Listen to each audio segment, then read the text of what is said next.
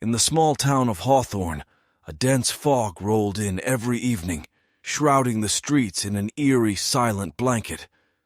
The townsfolk always made sure to be inside their homes by dusk, for fear of the fog walker, a legend passed down through generations.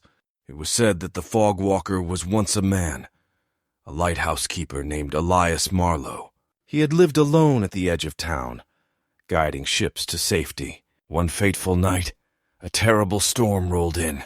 The fog was so thick that Marlowe's light couldn't pierce through it, and a ship crashed into the rocky shore. In his grief and guilt, Elias walked into the sea, never to be seen again. But the legend claimed that his spirit returned with the fog, seeking vengeance on those who dared to roam the streets after dark. One cold October evening, Sarah, a recent college graduate new to Hawthorne, found herself caught in the fog. She had been working late at the local library, losing track of time. As she locked up, she noticed the fog creeping in, but she wasn't too worried. She didn't believe in ghost stories. As she walked home, the fog grew thicker, swallowing the familiar landmarks. The silence was unnerving, broken only by the distant sound of waves crashing against the shore. Sarah quickened her pace, her breath visible in the cold air. Suddenly she heard footsteps behind her. They were slow and deliberate, matching her pace. She turned around, but the fog was too thick to see anything. She laughed nervously, convincing herself it was just her imagination. But the footsteps continued. She started to run, her footsteps echoing in the fog. The footsteps behind her quickened too. Panic surged through her as she darted down side streets, trying to lose whatever was following her. Her heart pounded in her chest, and her breath came in ragged gasps. As she rounded a corner, she saw a dim light ahead. It was the old lighthouse, long abandoned.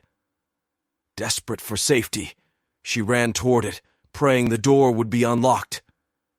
She reached the lighthouse and threw herself against the door, which miraculously opened.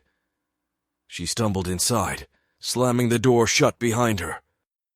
The footsteps stopped. Silence enveloped her once more. She leaned against the door, trying to catch her breath. The old lighthouse was cold and damp, and the air was thick with the smell of salt and decay. She fumbled for her phone, but there was no signal. Suddenly the room grew colder, and she heard a soft whisper. "Why did you leave me?" She turned around, and there, standing in the shadows, was a figure. His eyes glowed with an unnatural light, and his face was twisted in anguish. It was Elias Marlowe. Sarah screamed and tried to open the door, but it wouldn't budge. The ghostly figure moved closer, his cold breath chilling her to the bone. "You should have stayed inside," he whispered.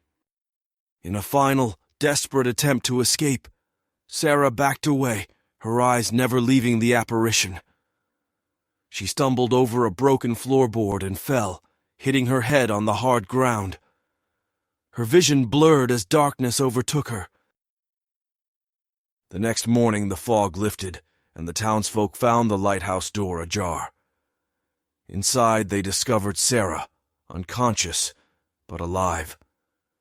When she awoke, she could barely speak, her mind shattered by the terror she had endured. The legend of the fog walker grew stronger that day, and the people of Hawthorne made sure to never stay out past dusk. For they knew that Elias Marlowe still roamed the foggy streets, searching for those who dared to defy his warning.